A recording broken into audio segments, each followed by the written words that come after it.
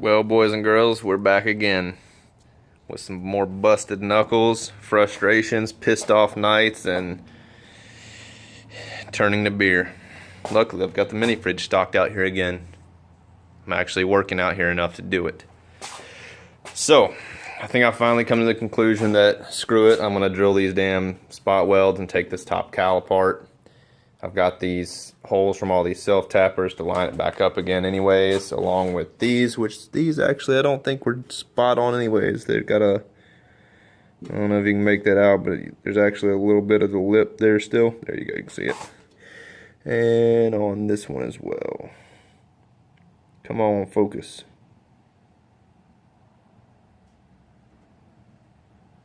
Alright, screw it. Phone doesn't want to focus. Anyways, those didn't line up quite spot on the way it came, so I'm going to use my self-tappers to line it back up. So what I'll do is I'll take this bad boy off. I will coat the inside with epoxy.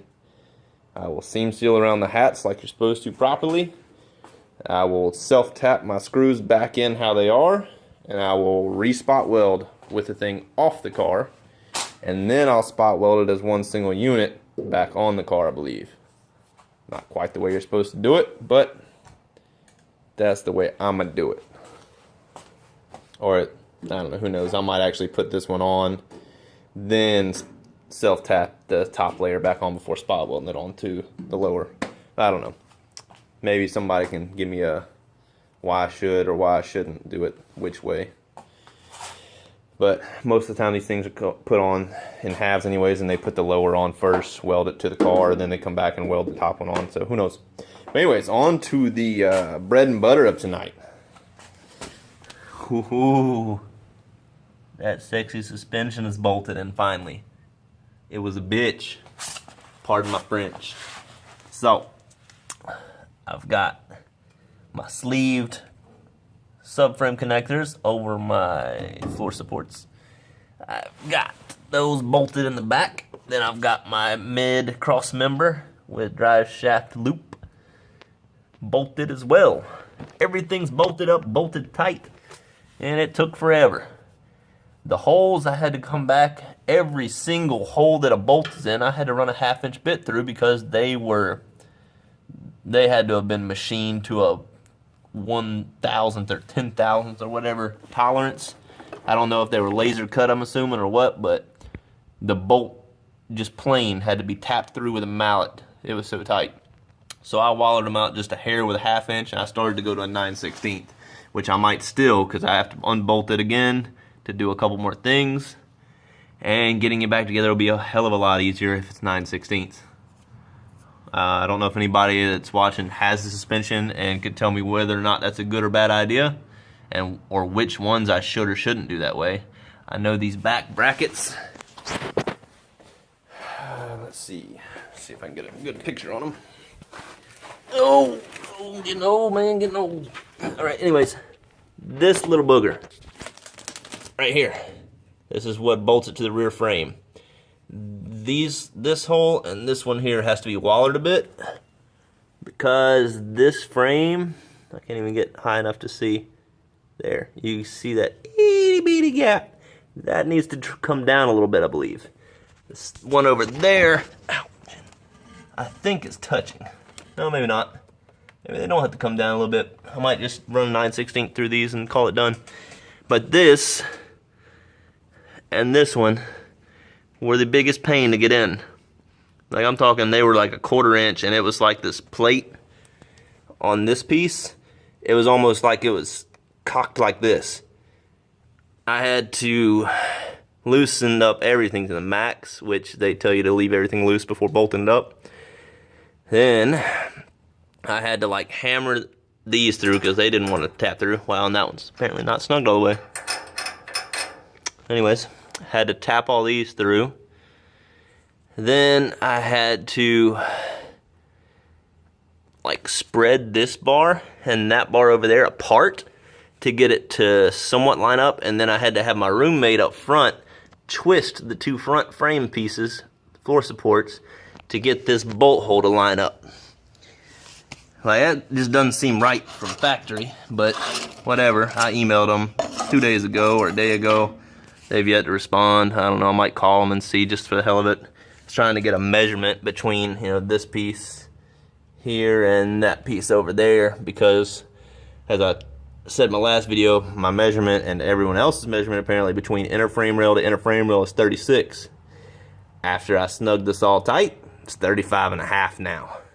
So I don't know if that's necessarily good or not, but that's how my car is going to end up going together, so this sucker fits right.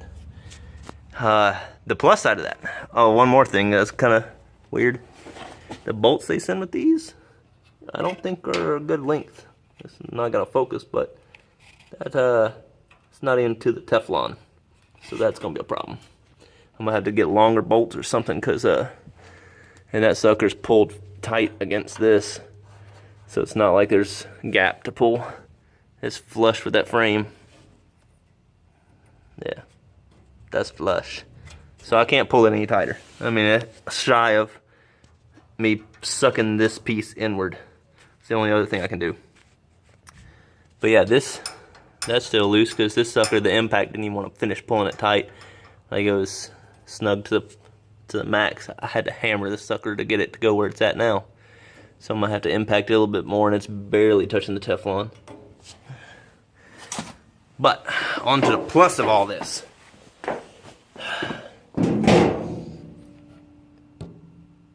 Ooh. That floor is not so much of a gap anymore. Not at all. Like, I can barely fit my pinky in there. I could fit my thumb in there before. I can now hammer this over or suck it tight with some tech screws and weld, and not have to do this whole little cut-em-a-jig here. That's one plus of it, sucking those frame rails together. I bought this little booger and I haven't even hooked it up yet. I got to get a plug for it. So, get to try it out. I might use it on the cowl whenever I go to spot weld it back together. I'll do some plug welds with the MIG welder too, just to make sure I'm good, but I'll probably spot weld a good bit of it back together just to try it out. It's a 240 volts welder, little spot welder that I got off of eBay. I think it's a Harbor Freight one. Pretty sure that's the brand they sell. But, so that's where I'm at. Got torque boxes. Got frame rails. Soon to come. Now, if I'm correct, this should be a 90 degree. These should be 45s. Pretty sure on that. Right now these are sitting at 90 on both sides. Tech screwed in place, the car is leveled. This is right at 45. I gotta, pull it out or push it in just a hair to adjust. The odd thing is, my floor. Let's see if I can, there's that gap. That's a lot of gap to pull down. Now, I have my rocker measurements that I got from Joe Daddy's garage. I believe his name is Barry. I'm sorry if I got that wrong, but he gave me some measurements to go off of for the rocker to floor. So it was like right here to the floor, not the lip of the flange, but the floor to this lip there and back here. Now, let's see.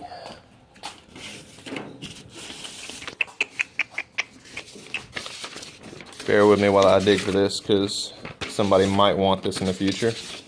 Figured I'd share it. Here we go. 4 3/4, that's towards the front. 5 1/8 towards the back. Mine weren't quite that. Mine, I believe, were 4 3/4 all the way.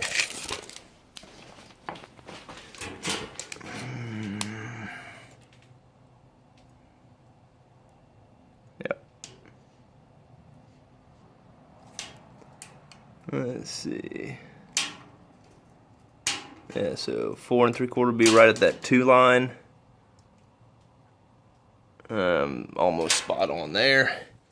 Actually, just come up a hair. Back here. Spot on, 4 3/4. So, mine's 4 3/4 on front and back. I'm going to leave it at that, I believe. I might adjust it a little bit, take those Tek screws out and let it drop some to meet these. But I guess I'm curious if these should be level as well. I'm assuming with the rockers level, the rest of the car level, these should be level as well. So if I put a level on those, they should show. That I need to find out, because they might need to adjust up or down just a hair. Not positive. But then again, I also might need to adjust these come time to do. Yeah, they must need to be level, because the frame rails have to be level and they slide into here, so that makes sense. But anyways, so I got to get that floor gap figured out. It's only going to suck down so much because I've got this clamp here pulled to this. All this seems to be pretty tight, except for right down here. I can fit my finger in that gap. It's a good bit of gap to fill. Oh, never mind. I'm dumb. I forgot I have Tek screws in these still. I need to pull those out. Herp derp. Alright, so that actually might sit flush after I pull those Tek screws. I forgot I had those held to make those bolts go through on that cross member easy. Alright, so scratch that. But anyways, that's where I'm at. Suspension stuff's put in. If anyone ever has to install this sucker, whew, good luck. I would suggest buying a 9/16 bit and over drilling the holes most likely, unless there's a downside to that. That shouldn't make it to where they're sloppy, I wouldn't think, but I mean, as many bolts as goes through this thing, it's held in place by tension alone. I mean, every single bolt had to be tapped in with a mallet, at least once you got everything together, that is. But alright guys, thanks for watching. That's where I'm at. Like I said, next will be drilling spot welds on this sucker, seam sealing the inside of that and epoxying it, and then I'll go to Tek screwing the floor to subframe connectors, to tunnel support, and also the back, Tek screwing to this back lip and torque box area. I don't know if I'll actually Tek screw that. It's actually sitting pretty tight except for this little bitty gap at the bottom. But the rest of it's all good and dandy. Looking good, making progress. I'm liking it. Keeping motivated. Thanks everybody for watching and everybody that's giving info and help. The frame measurements that were given, big help. Actually, everybody that's given me measurements, I've gotten measurements from several people. Thank you a lot. It has helped. And keep watching. If you have any questions, hit me up.